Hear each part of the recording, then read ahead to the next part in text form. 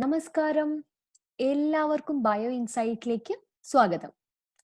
നമ്മൾ molecular ബയോളജിയുടെ first class ആണ് കഴിഞ്ഞത്. ഇനി നമുക്ക് നെക്സ്റ്റ് സെക്കൻഡ് പാർട്ട് സ്റ്റാർട്ട് ചെയ്യാണ്. മോളിക്കുലർ ബയോളജി ഫണ്ടമെന്റൽ പ്രോസസ്സ് ആണ്. നമ്മൾ കഴിഞ്ഞ ക്ലാസ്സിൽ DNA ആണ് ജനറ്റിക് മെറ്റീരിയൽ എന്നുള്ള how scientist have discovered this എന്നുള്ളതിനെ പറ്റി നമ്മൾ കണ്ടു കഴിഞ്ഞു. ഇനി നമുക്ക് DNA കുറച്ച് കെമിക്കൽ ഫോം എന്തൊക്കെയാണ്, അതിന്റെ ഫീച്ചേഴ്സ് എന്തൊക്കെയാണ് എന്നുള്ള കാര്യങ്ങൾ നമുക്ക് നോക്കാം. Okay, the composition and structure of DNA and RNA. Okay, നമുക്ക് എല്ലാവർക്കും അറിയാം Watson and Crick is discovered the DNA structure.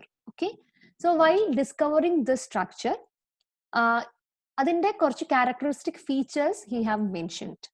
So അതെന്തൊക്കെയാണ് എന്നുള്ളത് നോക്കാം. Okay, DNA and RNA are polymers. Okay, അവര് പോളിമേഴ്സ് ആണ്. Okay, they are made up of monomers and also they are macro molecules. അവര് large molecules also ആണ്. The monomers that make up DNA and RNA are nucleotides of some structure. Okay, it is made up of 3 elements. The first thing is pentose sugar, that is 5-carbon sugar, then a nitrogenous base, okay, then a phosphate group. ഇതാണ് ഒരു nucleotide എന്ന് പറയുന്നത്. A pentose sugar, nitrogenous base and a phosphate group. DNA is a double helix carrying genetic instructions for the development, functioning, growth and reproduction of all non-organisms and many viruses. DNA and RNA are generally nucleic acids. എന്താണ് ഇനി നമുക്ക് ഇതിന്റെ ഡീറ്റെയിൽസിലേക്ക് കടക്കാം. The first point, okay, DNA എന്ന് പറയുന്ന സമയത്ത് നമുക്കറിയാം നമ്മൾ എല്ലാവരുടെയും മുന്നിൽ ഒരു ഡബിൾ ഹെലിക്കൽ സ്ട്രക്ചർ ആണ് വരുന്നത്. ഓക്കെ, ഒരു ഡബിൾ സ്ട്രാൻഡ് ആണ് വരുന്നത്. It consist of 2 polynucleotide strands. ഇത് ഒരു സ്ട്രാൻഡ്, ഇത് സെക്കൻഡ് സ്ട്രാൻഡ്. ഓക്കെ, ഇതൊരു സ്ട്രാൻഡ് ഇങ്ങനെ പോണു, ഇതൊരു സ്ട്രാൻഡ് ഇങ്ങനെ പോണു. So it is made up of 2 polynucleotide strands that wind about a common axis. ഇപ്പൊ നമ്മൾ ഇങ്ങനെ ഒരു സ്ട്രെയിറ്റ് ആയിട്ട് ഒരു ആക്സിസ് വരയ്ക്കുകയാണെന്നുണ്ടെങ്കിൽ this is the common axis. Okay, ഈ ഒരു കോമൺ ആക്സിസിലാണ് ഈ ഒരു ഡബിൾ ഹെലിക്കൽ സ്ട്രക്ചർ വൈൻഡ് ചെയ്ത് വരുന്നത്. Okay, that wind about a common axis with a right handed twist to form a 20 angstrom diameter double helix. Okay, ഈ ഒരു ഇതിനെയാണ് 20 angstrom diameter എന്ന് പറയുന്നത്. ഓക്കെ, സോ എങ്ങനെയാണ് ഇതിന്റെ ഫീച്ചേഴ്സ് എന്നുള്ളത് നോക്കാം. They are anti parallel. Okay, ഈ 2 പോളിന്യൂക്ലിയോടൈഡ് സ്ട്രാൻഡും ആന്റി പാരലൽ ആണ്. ആന്റി പാരലൽ മീൻസ് അതിന്റെ പൊളാരിറ്റീസ് ഓപ്പോസിറ്റ്സ് ആണ്. ഈ സ്ട്രാൻഡ് 5' to 3' ഡയറക്ഷനിലാണ് പോകുന്നത്.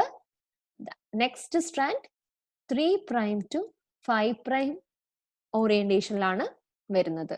So they are anti parallel and wrap around each other such that they cannot be separated without unwinding the helix. Okay, so നമ്മുടെ ഈ 2 ന്യൂക്ലിയോടൈഡ്സും connected ആണ്. Okay, so അത് ഈ ഒരു വൈൻഡിങ് ഉള്ളത് കൊണ്ടാണ് അവരിങ്ങനെ കണക്റ്റഡ് ആയിട്ടിരിക്കുന്നത്. ടു സെപ്പറേറ്റ് ദം ഈ ഒരു അൺവൈൻഡിങ്ങിനെ നമ്മൾ ഓപ്പൺ ചെയ്യണം. ഓപ്പൺ ചെയ്താൽ മാത്രമേ ഈ ന്യൂക്ലിയോടൈഡ്സിന് സെപ്പറേറ്റ് ചെയ്യാൻ പറ്റുള്ളൂ. ഓക്കെ, പിന്നെ എന്താണ് അടുത്ത പ്രത്യേകത എന്ന് വെച്ചാൽ the nitrogenous bases occupy the core of the helix. Okay, bases എല്ലാം ഹെലിക്സിന്റെ കോർ ഏരിയയിലായിരിക്കും ബേസസ് എല്ലാം ഉണ്ടാവുന്നത്. Because they are hydrophobic. Okay, then phosphate sugar ആയിട്ടുള്ള പോളാർ ആണ്. They are polar. Phosphate sugar എപ്പോഴും പെരിഫറി ഏരിയയിലായിരിക്കും കാണുന്നത്. This is the orientation. ഇങ്ങനെയാണ് DNA nitrogenase ബേസും ഷുഗറും ഫോസ്ഫേറ്റും pack ചെയ്തിരിക്കുന്നത്. ഓക്കെ, ഇത് എന്തിനാ ഈ ഒരു പാക്കിംഗ് എന്ന് വെച്ച് കഴിഞ്ഞാല് to minimize the repulsion between charged phosphate group. Okay, ഈ ചാർജ്ഡ് ഫോസ്ഫേറ്റ് ഗ്രൂപ്പ്, ഇവിടെ ഉണ്ട് ഒരു ചാർജ്ഡ് ഫോസ്ഫേറ്റ് ഗ്രൂപ്പ്, ഇവിടെ ഉണ്ട് ഒരു ചാർജ്ഡ് ഫോസ്ഫേറ്റ് ഗ്രൂപ്പ്. സോ ഇത് തിരിച്ചായിരുന്നു എന്നുണ്ടെങ്കിൽ അവിടെ ഒരു റിപ്പൾസീവ് ഫോഴ്സ് ഉണ്ടാവും. Okay, to avoid this they have oriented in this way. Okay, the planes of bases are nearly perpendicular. See, നമുക്ക് ഇതിന്റെ ഡയഗ്രത്തിലേക്ക് നോക്കുകയാണെന്നുണ്ടെങ്കിൽ ഇതാണ് നമ്മുടെ കോമൺ ആക്സിസ് എന്ന് പറഞ്ഞു. ഓക്കെ, ഈ കോമൺ ആക്സിസിന്റെ പെർപെൻഡിക്കുലർ ആയിട്ടാണ് ഓരോ ന്യൂക്ലിയോടൈഡും ഇതില് DNA-ല് വന്നിരിക്കുന്നത്. ഓക്കെ, സോ ഈ ഒരു ആക്സിസിന്റെ പെർപെൻഡിക്കുലർ ആയിട്ടാണ്. Okay, each base is hydrogen bonded to a base on the opposite strand. Okay, ഈ ഒരു സ്ട്രാൻഡിലുള്ള ഈ ഒരു ബേസും ഈ ഒരു സ്ട്രാൻഡിലുള്ള ഈ ഒരു ബേസും തമ്മിൽ bonded by hydrogen bond. Okay, ഈ hydrogen bond is actually, this hydrogen bond is very specific. Okay, അതായത് ഈ ഒരു സ്ട്രാൻഡിലുള്ള A only pair with T, അതുപോലെ തന്നെ ഈ സ്ട്രാൻഡിലുള്ള C only pair with G. This hydrogen bonding interaction is called complementary base pairing. It is called complementary base pairing.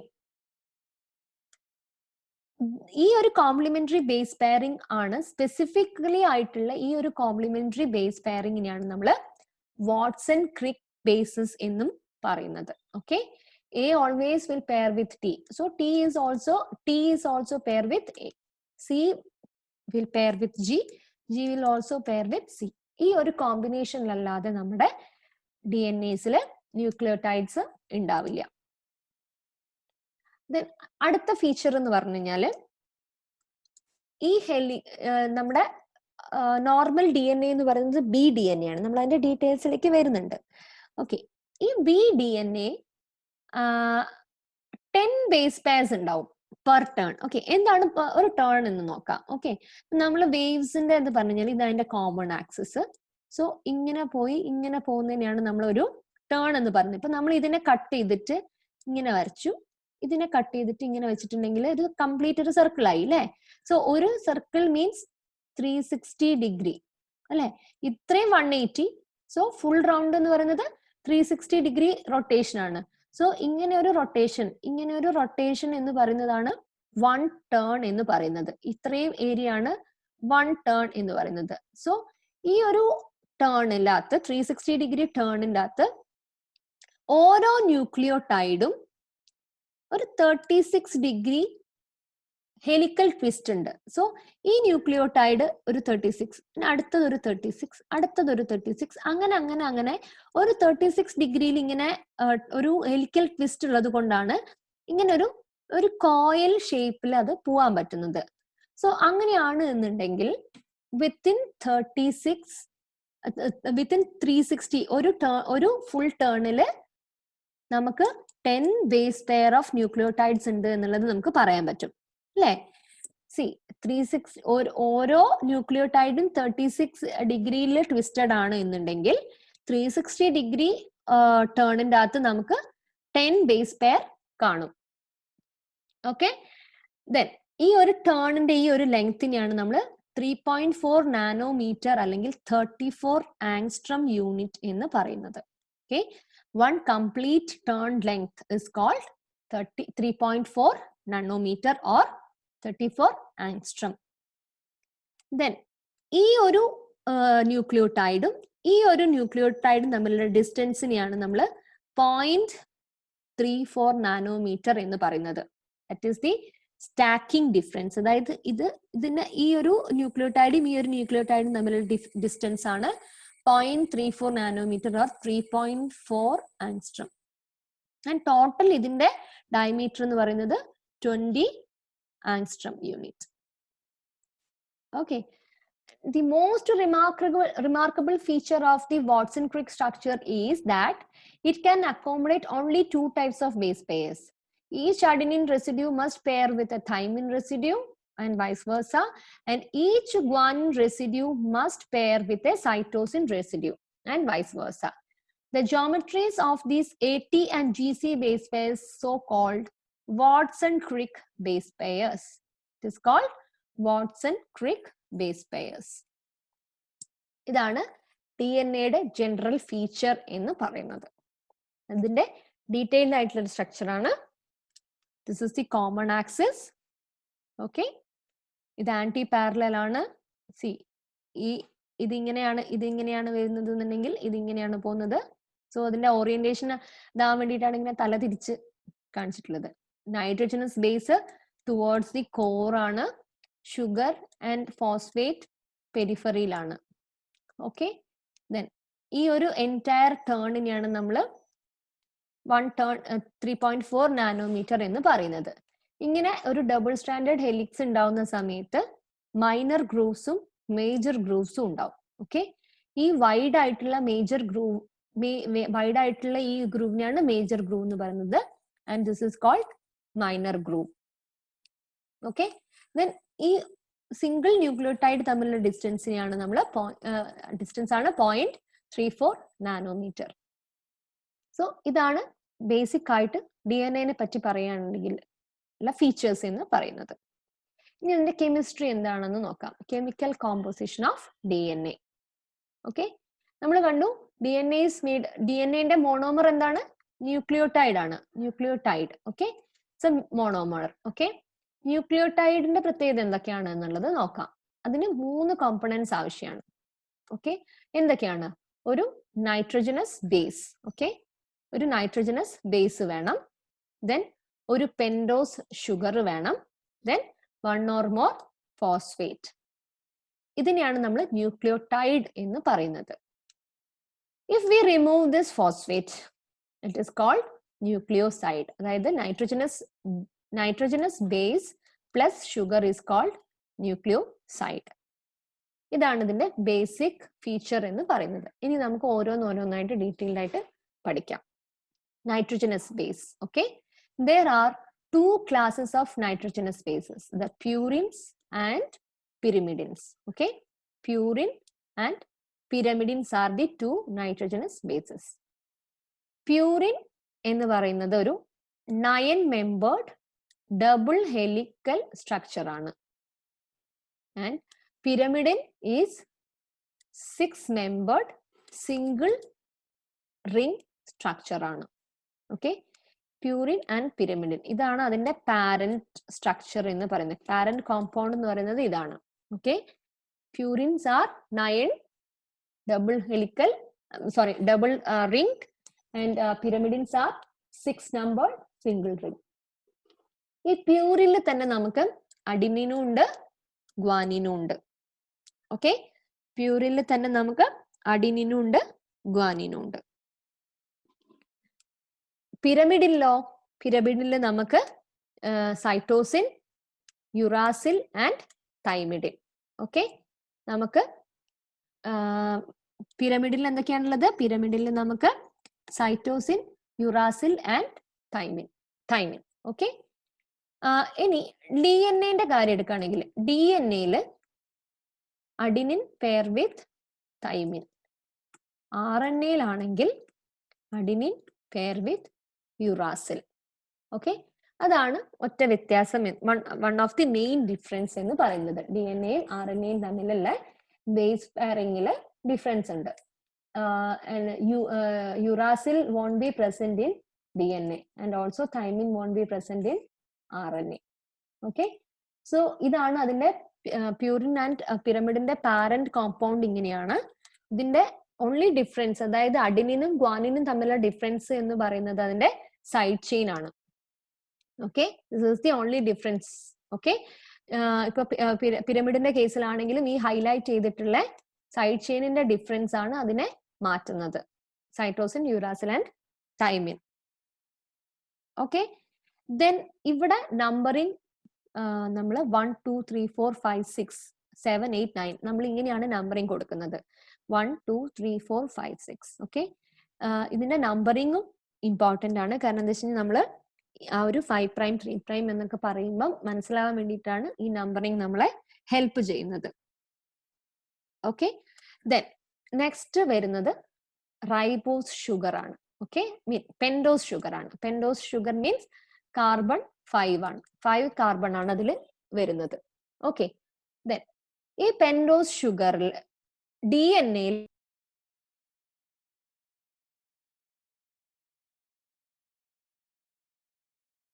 എന്താണ് deoxy റൈബോസും റൈബോസും തമ്മിൽ difference നോക്കാം. The two sugars differ by the chemical groups attached to the 2' carbon ആണ്. Okay, 2' കാർബണിൽ hydrogen ആണ് deoxy റൈബോസിൽ. Okay, 2' കാർബണിൽ ഒരു ഹൈഡ്രജനും റൈബോസിൽ 2' കാർബണിൽ ഒരു hydroxyl ഗ്രൂപ്പും ആണ് ഉള്ളത്. This is the only difference between deoxyribose and ribose sugar. Okay, 2' H and 2' OH. Okay, so ഈ RNA ribose RNA-യിലാണ് നമ്മൾ റൈബോസ് ഷുഗർ കാണുന്നത്. ഈ RNA-യിലുള്ള റൈബോസ് ഈ RNA-ക്കുള്ള ഒരു സ്പെഷ്യൽ ഫീച്ചേഴ്സ് ആണ് RNA can act as both genetic material and catalyst. Okay, ഇതാണ് RNA-യുടെ പ്രത്യേകത എന്ന് പറയുന്നത്.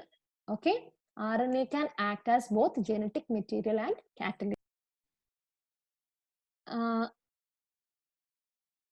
RNA world hypothesis പറയുന്നത് ancient world was RNA world.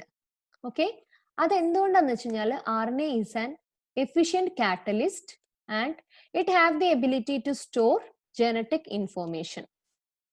Okay, RNA can both act as catalyst and genetic information, and also it can replicate, divide and make progeny. Because of that, scientists believe that the ancient world was made up of RNA, or the first nucleic acid evolved was RNA. Okay, അതിന്റെ evidence എന്ന് പറയുന്നത് ancient catalytic RNA are still exist. They are called ribozymes. എന്താണ് ribozymes? റൈബോസോമും സ്പ്ലൈസിയോസോമും ഒക്കെയാണ് ribozymes എന്ന് പറയുന്നത്. Ribozymes means RNA plus protein ആണ് റൈബോസൈംസിൽ ഉള്ളത്. So it can act as both genetic material and catalyst. Okay, so ഇതാണ് RNA വേൾഡ് ഹൈപ്പോത്തസിസ് എന്ന് പറയുന്നത്. RNA-യുടെ ഒരു യുണീക്നെസ് ആയിട്ടാണ് അതിനെ പറയുന്നത്. ബിക്കോസ് അതിന് പല സ്ട്രക്ചേഴ്സ് ഫോം ചെയ്യാൻ പറ്റും RNA-ക്ക്. But gradually RNA is replaced by DNA. എങ്ങനെയാണ് RNA റീപ്ലേസ് ചെയ്തത് എന്നുള്ളത് നോക്കാം. എന്തുകൊണ്ടാണ്? ഇന്നത്തെ world is made up of DNA, not RNA. Okay, എങ്ങനെയാണ് RNA റീപ്ലേസ് ചെയ്തത് എന്നുള്ളത് അതിനൊരു കാരണം ഉണ്ടാവും. ബട്ട് DNA ആണ് ഇപ്പോഴത്തെ major genetic material. But RNA only is acting as catalyst. Okay, അതെങ്ങനെയാണ് സംഭവിച്ചത് നോക്കാം. In presence of alkali, ribose hydrolyze the ester bond and cleave it into single nucleotide. So RNA is unstable. RNA എങ്ങനെയാണ് unstable ആയത് എന്നുള്ളത് നോക്കാം. In presence of alkali, സി ഇത് നമ്മുടെ RNA പോളിന്യൂക്ലിയോടൈഡ് ആണ്. You can see this is RNA nucleotide. Okay, ഈ in the presence of alkali എന്ന് പറയുമ്പോൾ എന്താണ്? OH മൈനസ് കൂടുതലായിരിക്കും. Okay, in the presence of alkali, okay, ഈ 2' OH ഇതാണ് നമ്മുടെ 2' OH എന്ന് പറയുന്നത്. ഈ 2' OH ആയിട്ട് ആൽക്കലി റിയാക്ട് ചെയ്യുന്ന സമയത്ത് ഇവിടെ ഒരു ന്യൂക്ലിയോഫിലിക് അറ്റാക്ക് ഉണ്ടാവും. Okay, it will attack this phosphate group and it will cleave here. Okay, so അങ്ങനെ എന്താണ്? ഒരു ന്യൂക്ലിയോടൈഡ് അവിടെ ഒരു ബ്രേക്ക് സംഭവിക്കും. So RNA is unstable. അതായത് 2' OH പ്ലസ് OH ആയിട്ട് വാട്ടർ ആയിട്ട് റിലീസ് ചെയ്യും. ഇവിടെ ഒരു കണ്ടൻസേഷൻ റിയാക്ഷൻ നടക്കും, ഡീഹൈഡ്രേഷൻ നടക്കും. Okay, 2' oxygen become reactive. So ഈ ഒരു oxygen become reactive and attack ester bond. അങ്ങനെയാണ് RNA അൺസ്റ്റേബിൾ ആവുന്നത്. പിന്നെ എന്താണ് RNA-യുടെ ഒരു ഡ്രോബാക്ക് എന്ന് പറയുന്നത്? it can only form 8 to 12 nucleotide double helix. Okay, വെറും 8 to 12 ന്യൂക്ലിയോടൈഡ് ഹെലിക്സേ അതിന് പറ്റുള്ളൂ. അതുകൊണ്ട് ഇന്നും RNA ജനറ്റിക് മെറ്റീരിയൽ ആയിട്ട് നമുക്ക് കാണുന്നത് വൈറസിൽ മാത്രമേ ഉള്ളൂ. Only viruses R containing RNA as genetic material. Because അത്രയും ചെറിയ സീക്വൻസ് അല്ലെങ്കിൽ അത്രയും ചെറിയ ന്യൂക്ലിയോടൈഡ് അല്ലെങ്കിൽ അത്രയും ചെറിയൊരു ജീനോം കണ്ടെയ്ൻ ചെയ്യാൻ വൈറസിന് മാത്രമേ ഉള്ളൂ. അല്ലാതെ നമ്മളെ പോലുള്ള അത്രയും കോംപ്ലിക്കേറ്റഡ് ആയിട്ടുള്ള ഓർഗാനിസംസ് ഇവോൾവ് ചെയ്യുമ്പം ഇതുപോലുള്ള അൺസ്റ്റേബിൾ ആയിട്ടുള്ള RNA മോളിക്യൂൾസിന് സാധിക്കില്ല. So gradually RNA is replaced by DNA. Okay, അതായത് the 2' OH in RNA sterically prevents long double helix formation. Okay, അതാണ് ഇതിന്റെ ഒരു മെയിൻ റീസൺ എന്ന് പറയുന്നത്. So RNA hypothesis. അങ്ങനെയാണെങ്കിൽ എന്തുകൊണ്ട് DNA-ക്ക് കാറ്റലിസ്റ്റ് ആവാൻ പറ്റുന്നില്ല? കാറ്റലിസ്റ്റ് ആവണം എന്നുണ്ടെങ്കിൽ അതിന്റെ സ്ട്രക്ചറൽ കൺഫോർമേഷൻസ് ഒരുപാട് ഉണ്ടായിരിക്കണം. സോ RNA-യുടെ ഒരു പ്രത്യേകത എന്ന് പറയുന്നത് RNA-ക്ക് സ്ട്രക്ചറൽ കൺഫോർമേഷൻസ് കൂടുതലാണ്. പക്ഷെ അൺഫോർച്ചുനേറ്റ്ലി DNA-ക്ക് പറ്റാവുന്ന ആകെ 3 സ്ട്രക്ചറൽ കൺഫോർമേഷൻസ് വന്നിട്ട് ADNA, BDNA and ZDNA. Okay, ഈ 3 ഫോമിലെ DNA-നെ നമ്മൾ കാണുന്നുള്ളൂ. Okay, ADNA, BDNA and ZDNA. And BDNA ആണ് നോർമൽ ആയിട്ട് എല്ലാ സെൽസിലും ഉണ്ടാവുന്നത്. This is the normal condition. Okay, ADNA എന്ന് പറയുന്നത് ഡീഹൈഡ്രേഷൻ വരുമ്പോൾ മാത്രമാണ് ADNA കാണുന്നത്. ബിക്കോസ് കുറച്ചും കൂടി കോമ്പാക്ട് ആയിരിക്കും. BDNA-നേക്കാളും കുറച്ചും കൂടി കോമ്പാക്ട് ആയിട്ടുള്ള ഒരു സ്ട്രക്ചറാണ് ADNA എന്ന് പറയുന്നത്. നമുക്ക് ഇതിന്റെ ഓരോ DNA-യുടെയും സ്പെഷ്യാലിറ്റി എന്താണെന്നുള്ളത് നമുക്ക് നോക്കാം. DNA ആവുമ്പോൾ ലെഫ്റ്റ് സൈഡ് ട്വിസ്റ്റ് ആണ് അതിൽ വരുന്നത്. Okay, ADNA is one of the possible double helical structure which DNA can adopt. Okay, it is a right-handed double helix, fairly similar to the common BDNA, but with a shorter or more compact helical structure whose base pairs are not perpendicular. Okay, base pairs are not perpendicular. See, ഇതിപ്പോ ഒരു common axis ഇങ്ങനെ വരയ്ക്കുകയാണെന്നുണ്ടെങ്കിൽ ഇവിടുത്തെ nucleotides ഒന്നും perpendicular ആയിട്ടല്ല വരുന്നത്. Okay, then 11 base pair per turn. You can find 11 base pair per turn. Then wider and deeper major grooves ഉണ്ട്.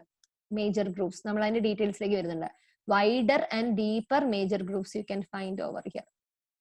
Wider and deeper major grooves and no minor grooves. ഈ points എല്ലാം വളരെ വളരെ important ആണ്. ഇതുപോലെ statement ആയിട്ട് ക്വസ്റ്റ്യൻസിൽ repeat ചെയ്ത് ചോദിച്ചിട്ടുണ്ട്, ട്രൂ ആർ ഫോൾസ് ആയിട്ട്. ഓക്കെ, നമുക്ക് കുറെ 5 സ്റ്റേറ്റ്മെന്റ്സ് തന്നിട്ട് അതിൽ ട്രൂ ഏതാണെന്നും ഫോൾസ് ഏതാണെന്നും ഒക്കെ എങ്ങനെ വേണമെങ്കിലും ചോദിക്കാം. സോ വളരെ ക്ലിയർ ആയിട്ട് ഇത് നമ്മൾ പഠിച്ചിരിക്കണം. Okay, in high salt condition BDNA convert to ADNA. Dehydration സംഭവിക്കും. So high salt condition means Na plus K plus ionsന്റെ ഇത് കൂടുതലായിരിക്കും, അയൺസ് കണ്ടന്റ് കൂടുതലായിരിക്കും. അയൺസ് കണ്ടന്റ് കൂടുതലാകുമ്പോൾ എന്ത് ചെയ്യും? അത് ഫോസ്ഫറസിലുള്ള നെഗറ്റീവ് ചാർജിനെ ന്യൂട്രലൈസ് ചെയ്യും. So because of that hydrophobicity increase ചെയ്യും. ഹൈഡ്രോഫോബിസിറ്റി ഇൻക്രീസ് ചെയ്യുമ്പോൾ ആ സ്റ്റാക്കിംഗ് ഫോഴ്സ് കൂടും.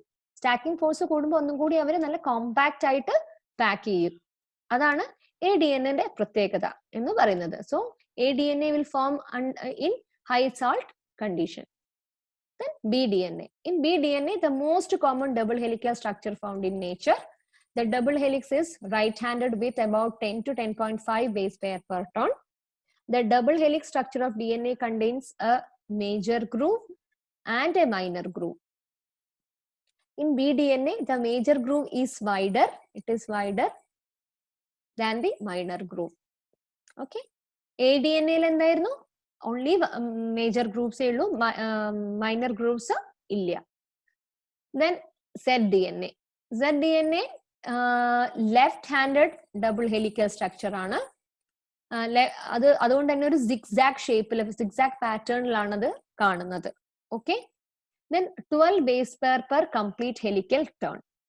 Okay, the DNA helix is thin and elongated with a deep minor groove. Okay, with a deep minor groove. ഇതാണ് വ്യത്യാസം എന്ന് പറയുന്നത്. മൈനർ ഗ്രൂവ് ആണ് deeper ആയിരിക്കുന്നത്. The major groove is very near the surface of the helix, so it is not distinct. Actually major groove ne namukku distinct cheyane pattilla.